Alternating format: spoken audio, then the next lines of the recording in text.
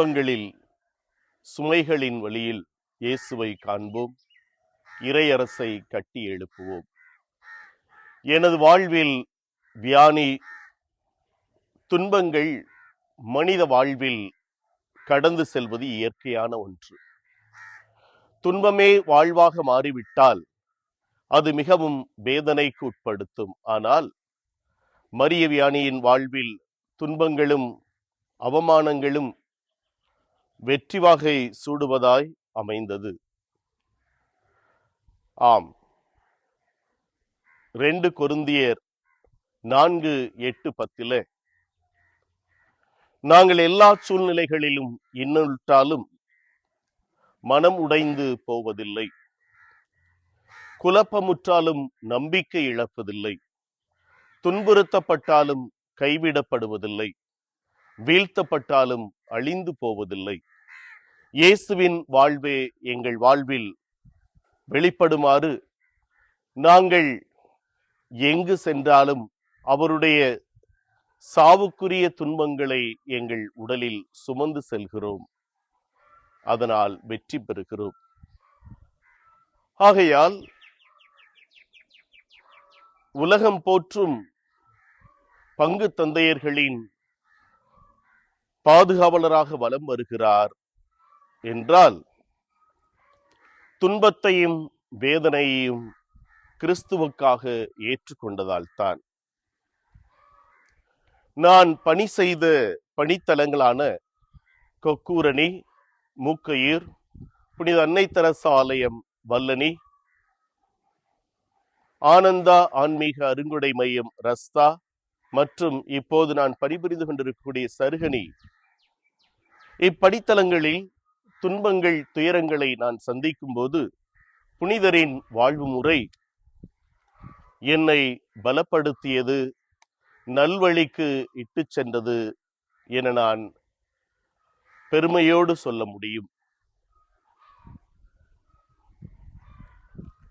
உண்மைக்கு சான்று பகர என்ற விருது வாக்கோடு எனது அருட்பணி வாழ்வில் 23வது ஆண்டில் பயணித்துக் கொண்டிருக்கிற நான் புனிதரின் எளிமை, பரிவு, ஜெப வாழ்வு, நற்கருணை நாதர் மேல் கொண்ட பக்தி, அருள் அடையாளங்களின் மேல் உள்ள பற்றுறுதி, குறிப்பாக ஒப்புரவு அருளடையாளத்தில் ஆன்மாக்களை மீட்டு கொண்ட விதம், துன்பங்களை மகிழ்வுடன் ஏற்றுக்கொண்டு இறை மக்களை வழிநடத்திய விதம் என்னை மிகவும் கவர்ந்தது மட்டுமல்ல, செயலாக்கத்திற்கு இட்டு சென்றது என நான் ஆணித்தரமாக சொல்ல முடியும்.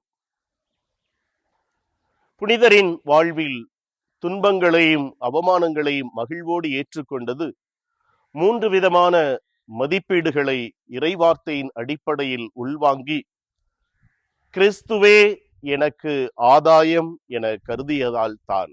ஆம், இந்த 3 மதிப்பீடுகளை நான் தெளிவுபடுத்த விரும்புகின்றேன் புனிதரின் வாழ்வில். 1, இறைவன் மேல் கொண்ட ஆழமான நம்பிக்கை. யோவான் 11:25 என்னில் நம்பிக்கை கொள்பவர் இறப்பினும் வாழ்வார்.